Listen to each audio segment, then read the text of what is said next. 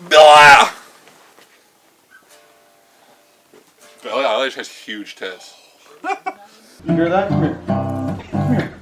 Come here. Come here. Come here. Come on. Do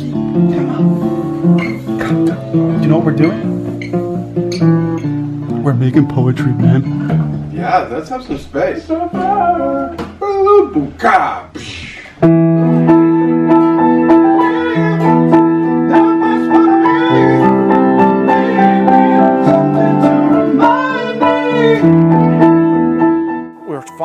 finally all on the same page, writing music that we always wanted to write, and we finally, I guess, want to call it this our sound.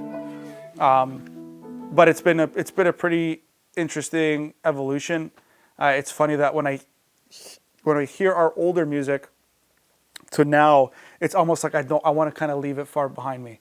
That's the reality of it. And that's how strongly I feel about the new music we're making. Is I kind of want to leave that behind us. I'm so very proud of what we did and what we accomplished with the music we made. We made a lot of waves, but right now my focus is on the future and what we're going to continue to do to continue to grow. Remember when so suddenly you had to leave?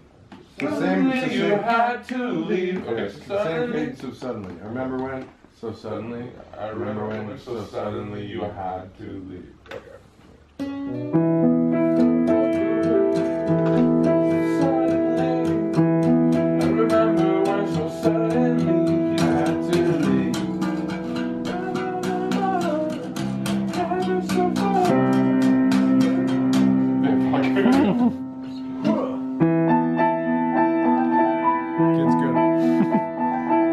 Song structure and song length has been massive.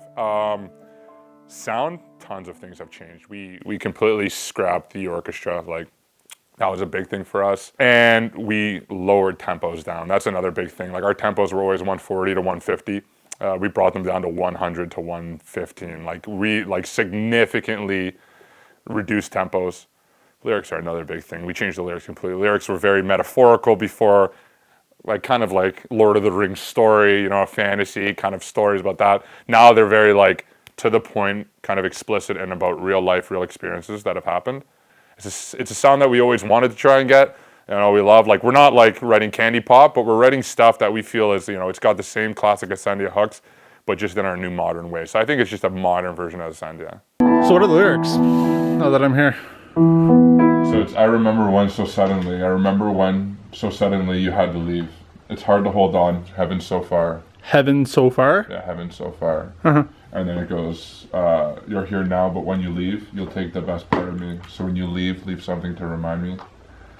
You're here now, but when you leave, your ghost will stay right here with me. So it's like, it's a very... Yikes. Pretty dark. Rough. Huh? We wanted this record to connect to people on a more personal level. We wanted the music and the lyrics to be like consistent with each other. We wanted them to be working together.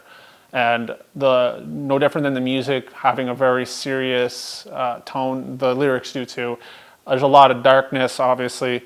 It's hard to write about happy feelings sometimes, so a lot of the times we're writing about some of the harder stuff that we've dealt with.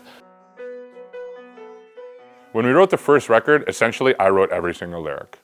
It was me writing all the lyrics, and like that's kind of how we went about doing it for this next record until we met Gavin. So that was a crazy thing. So Gavin comes in with this great, I didn't like, lyrics to me were like, they were super important, but like I said, Gavin thinks of them like way higher than anyone I've ever met. And he was just kind of like, this is what we're gonna do. Write down something that's happened in your life, like a very major event, and let's talk about it, and then let's write a song out of it. So the first song we wrote was based on, something that happened in Nick's life that was very personal to him. And like, it was the first time that I didn't write the lyrics, and it was the first time that it wasn't based on something that I felt, you know what I mean? It was like, this was Nick's experience, and Gavin was there guiding us through it. So it was very different, and then we were like, wow, we really love that, so the next song kind of went like that. Now, that doesn't, like, so there's a couple songs that, didn't go that way. Like, it wasn't just like, oh, here's a pain sheet, we call them, or Gavin calls them. Here's a sheet of pain, let's write a lyric from it. Like, there was a couple songs that Gavin was like, you know what, I really like those lyrics, let's keep them, they're very relatable. We just adjusted some things, but for the most part, it's like, pain sheet. Let's write a lyric from it, which was very different than the previous record. They may think that I will break, but they don't know if it's too late. This war is still burning inside me. I can't sleep 'cause the demon's wicked in flames. I won't let this whole world down. This war is still burning in me. Cool. Cool. Yeah. And that is how it's done, ladies and gentlemen. It's great, huh? You like it? You like it, this one? You like it? The goal that I have for myself with anybody is to create results. And that result is supposed to be where an audience feels something very strongly and can understand who they are when they hear the music. A lot of that stuff has to do with clarifying the message and also who the message is to.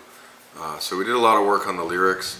You know, they have a unique melodic style that, you know, I didn't mess with too much. As long as there's a clear communication, then we have an opportunity for a hit. A lot of time is spent from me on the pre-side of things. You know, spending people's money in an expensive recording studio doesn't help anybody. Like, it's unless there's songs, unless we've done our homework. So. They may think that I will break, but they don't know that it's too late. This war is still burning inside me. I can't sleep 'cause my demon's waking in flames. I will tear this whole world down. This war is still burning in